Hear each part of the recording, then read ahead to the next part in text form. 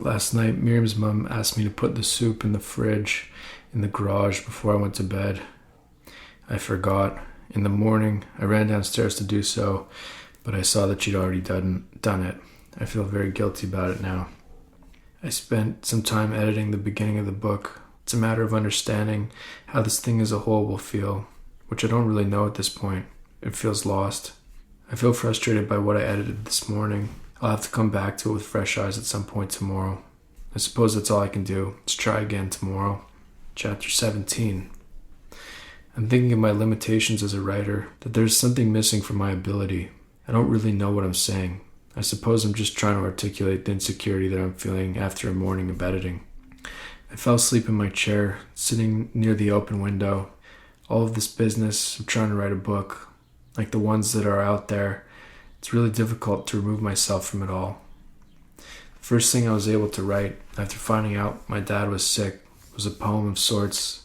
It was the most I could come up with at the time. I was crying a few times a day, processing that my dad's sickness was terminal, that this type of brain cancer, glioblastoma, only exists in stage 4.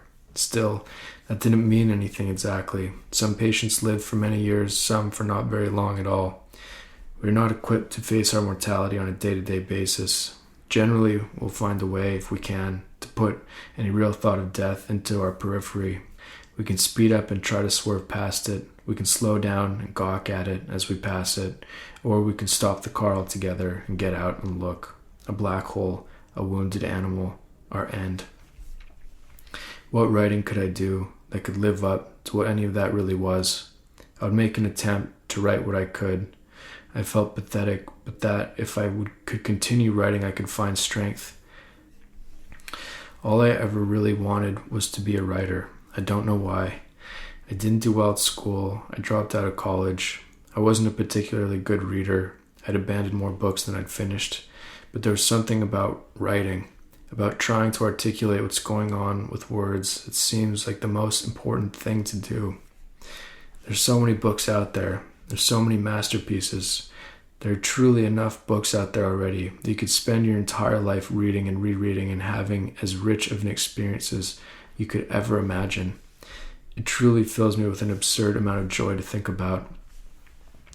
When we went into the library last week, I had some books on hold to pick up. I was so excited to be there. The books that I so impatiently waited for had arrived. In my life nowadays, at age 36, a decade of sobriety under my belt, married for almost 3 years, with a 9-month-old baby. This is the equivalent of a stadium rock show in my life. This is the all-inclusive resort, spring break, girls gone wild, the Toronto Public Library. I awkwardly held the door open for Miriam. She pushed the stroller through. My old library card expired and they gave me a new number, so I had to get my wallet out to remember my old number. Miriam and Nora went to the kids section. I would go find them after I found my books. As I looked along the shelf, about 15 high school kids came in and all tried to jam into the elevator. I found my books and went over to Miriam and Nora. A man slept at the table that faced the exit where 2 girls recorded a synchronized dance on their phone for TikTok. Another woman sat in a chair that faced the other direction. She also slept. Some of the kids had set up an entire parkour course. They jumped from table to table. Miriam was in the corner with Nora. There was a Baby Bell cheese wrapper on the carpet. Nora tried to grab it. Miriam tossed it to the other end of the room, where another woman slept with her face planted on a table. The kid she was supposed to be watching kept asking her what the time was. Somehow they didn't understand she was out cold. I sat in a kid's chair not knowing it was the second last obstacle in the parkour track. I could see that Nora was shy, but very interested in the other kids. One of them had mark all over his face. He finally woke up the sleeping woman, his nanny, and he asked her what was for dinner. She told him it was Friday, so what did that mean? He began to cry and said, "I don't want chicken." He said he hated chicken. He fell onto the ground and screamed that he hated chicken over and over again. He asked her if he could at least have salt. The nanny said they would have to ask his dad. He cried harder, asking if he could please just have some salt. Meanwhile, a kid who was clearly his little brother stared at Nora. He wore a bib to catch the fountain of drool that poured off his chin. He showed Nora a book that had a truck on one page and a duck on the other. We stayed until Miriam became overwhelmed, and rightfully so, about how filthy the place was. On the way back out, she said that she never wanted to bring Nora back. She asked how often they even cleaned the place, and for some reason I said probably once a week. But why would I have any idea how often they cleaned the place? When we came home, I saw a raccoon on the neighbor's roof. We'd seen it much earlier in the day, in the morning, climbing between our house and our neighbor's deck. It looked old, and I was quite certain it was looking for a place to die. I suppose what matters with writing most of all is that at the end of the day or the week or the month or whatever, that you end up with some things that you're happy with. However you get there is fine. Whatever process it is, reading over things that I've written, whether I've spent many hours focusing on each word or writing them blindly, it's just a matter of getting something that seems like it works. I went to the bedroom to ask Miriam what her morning looked like. She was trying to wipe some snot from Nora's nose. We will go for a walk to the post office to return some things to Amazon that her mom ordered. I think one of the things is a phone case, and the other I'm not exactly sure. I've noticed the sentimentality in my writing. I'm trying to find a way to articulate that I sometimes seem to think that sentimentality is a bad thing when it comes to writing. A definition of sentimental: dealing with feelings of tenderness, sadness, or nostalgia, typically in an exaggerated and self-indulgent way. I would say with that definition, my work is incredibly sentimental.